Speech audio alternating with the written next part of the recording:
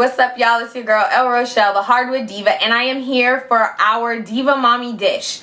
We are into week 24 of this amazing pregnancy, and lots of fun and exciting things are going on right now. One of the first things I wanted to let you guys know is baby is moving a ton. Like a ton. Like, I can see it. I've videotaped it. I've sent the videos to my mom. I've showed my husband, like, when he's not here. It's really hilarious, though, because there are times if I'm kind of laying down, not fully laying down on my back, but if I'm looking at my stomach, like, I can see it, like, ripple. It's like a little tremor, like little earthquakes under my belly. It's very, very interesting. It's very weird. You just, like, see him, and it's like he's already active. He's already raring to go and get out here and just wreak havoc. David Jesus knows would not do that. Would not be wreaking havoc. He'll just be a very lovely and energetic child, but not wreaking havoc. But yeah, so far that's been probably the most amazing thing about this week. Some other symptoms, one of the things that I thought had gone away but has reared its wonderful head again is leg cramps. Every now and then, probably early on in the second trimester, which I am still in. I've got like a couple more weeks of the second trimester, then oh my god, I'll be in 3. The third and final. But early on, probably around like week 14, 15, 16, I'd wake up and, like, you know, you wake up and kind of stretch a little bit. And a lot of times this was me waking up because I go to the bathroom like 2-3 times a night. Yeah, not wonderful things to talk about, but hey, that's what happens in pregnancy. So I kind of wake up and stretch my leg, and I'd stretch it and like kind of point my toes down, and I just get this ridiculous Charlie horse. My leg would cramp up so bad. There were a couple of times that just completely scared me, and I'd have to like wake my husband up, like, babe, help me, massage this cramp out. And I'd wake up still the next day and it would be sore. I mean, it was just one of those things. I'm told it's partially because of dehydration, so I need to drink more water. But it's tough because you're trying to drink more water before you go to sleep to make sure that you're drinking more water, but then, like, you're not supposed to drink a lot of water because then you'll have to go pee like 50 times a night. So it's this ridiculously delicate balance. One of the things that I do, and I've had to get back into because the cramps did, again, like I said, rear their ugly head this week. And I've had those crazy cramps about 2 times in the last 4 or 5 days.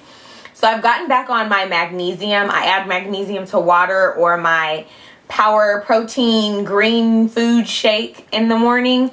And so for the last couple of nights, that's helped. I haven't gotten these crazy cramps, but they are ridiculous. Like, if you get them, you will totally understand it is the most painful thing. And I am a track person. Like, I used to run track. I've been an athlete. I've had cramps. But this thing, I mean, it's almost comparable to the time I had back spasms. It's debilitating. You just wake up and you cannot move your leg. It's insane. It's insane. And it hurts. It hurts really bad. So that's kind of the crazy thing that's happened this week. I'm trying to think of anything else weird or different. Nothing really. Again, I'm still experiencing a little bit of shortness of breath every now and then.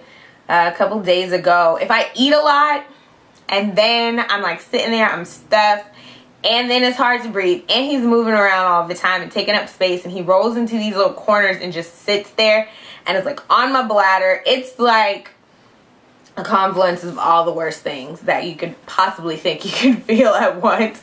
And I just have to stand up and walk around like, oh Jesus, this is too much. But so far so good. I've gained a pound, which is good. They say you should be gaining a pound a week from here on out. So I'm gaining my pound a week. Everyone still says they cannot tell that I'm pregnant half the time unless they just see my belly, because that's getting humongous. But other than that, it's just means a little pound a week. But it's amazing. My appetite is starting to ramp up.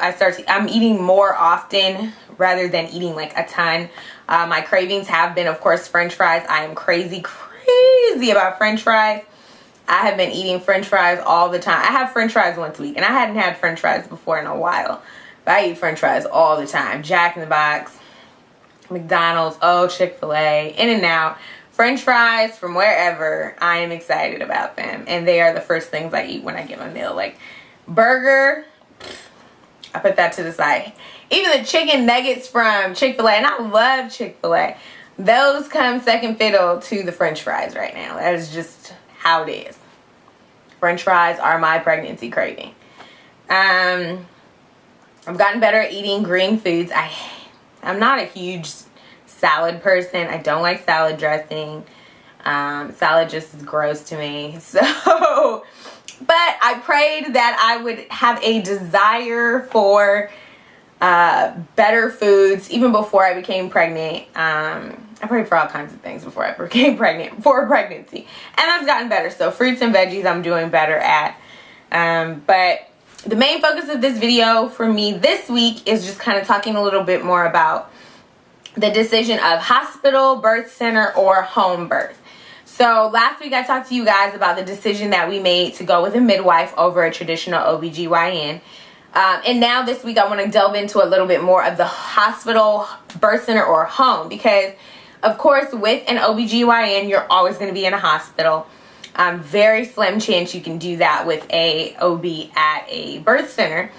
But the nurse, midwife, you have the option of doing all three. So that was the wonderful thing about going with a midwife, is just knowing that I have options.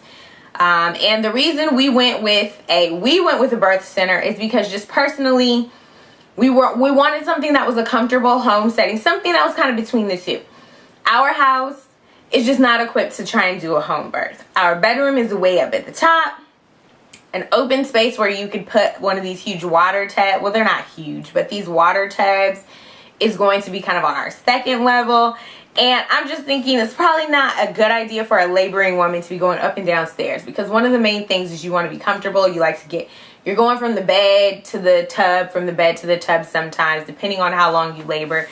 So I didn't really want to have that, trying to go upstairs and do that stuff. So I thought, hey, birth center, everything's on the same floor. It's like going to a hotel.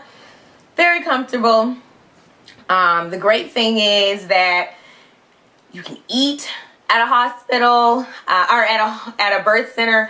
Hospitals don't allow for that, and that's mostly because partially they're trying to make sure that, say, if you do end up having to have surgery, usually you need to clear things before you have surgery. So they just want to make sure that you're all free and clear in case an emergency C-section needs to happen. But birth centers are not counting on C-section, so you can eat, you can drink, you bring your own food. You have a lot more freedom there, and I appreciated that. The one good thing that I like to let people know is if you do want to go with a hospital birth, if you feel more comfortable in a hospital, you have the option of using a midwife there a lot of times. You can get a doula, which is someone that is not necessarily a certified midwife and can birth your baby, but they can help you through the laboring process. So they know techniques and positions and, scents and oils and all these kind of things that could help you during labor. So they're very essential, even if you decide not to go with a birth center or a home birth. Home birth, I think, works for people that have the opportunity to do it at home, as in like the availability, the space.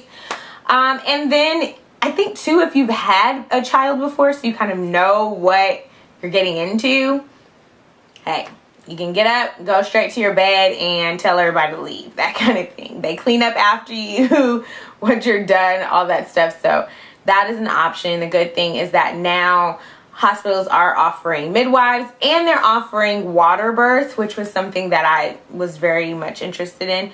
So you do have a lot of options. Again, just like when I talked to you about OBs versus CNMs versus licensed midwives, this is completely up to you what you would like to do, what's most comfortable for you. I just think that the birth center offered us an in-between of wholly going into home birth or being completely stuck in doing a hospital. We didn't really want to do either, so this gave us kind of that midpoint. I can go, I can be there, have the baby, be there for about 4 to 6 hours after, and as long as everything's good with the baby, I get to go home and rest. So that was something that was really important to me. Sitting in a hospital for 3 days, eating hospital food, I just wasn't up for that. I just would be more comfortable in my own home. So that was the decision that I made was, hey, birth center offers me the opportunity to go somewhere and not be in my house and mess my house up. But I get to come home pretty soon after. So I'm very excited about that. So that was our decision. That's what we chose to do. Like I said, with all of these things, and this is the wonderful thing about being a parent, you get to make the decisions on how things are. This is not up to anybody else. You are the person, you are the people who get to decide what happens in the life of this child. And for this child, I think this is a very awesome and calming experience to bring them into, not kind of the beeping and all the sounds and noises of a hospital, and just not mommy being completely uncomfortable in her house wondering, oh God, who's gonna clean all of this up? Who's moving this I don't want to be worried about that. So I go to the birth center, they clean up, they do all that stuff, it's there, and I get to come home and bring my baby home and be excited. So that's what I have for you guys this week. If you have any questions, anything that you want to talk about, please let me know. I'm more than happy to answer any of your questions, and I'm more than happy to do additional videos if you have. I'm going to try and do a video every week, and every week I'm going to try and have a topic that pertains to pregnancy in general, where my pregnancy is. I'm kind of going along with all the things that I had to do, so you guys kind of know where we are. So these are all decisions that had to be made in the first like 20 weeks. But just feel free to ask any questions if you have them. I'm more than happy to talk about my mommy to be life and let you know what it's like. And you know, I have plenty of friends that have gone through pregnancy themselves, so I'm still gleaning information from them as well. So I will holler at you later.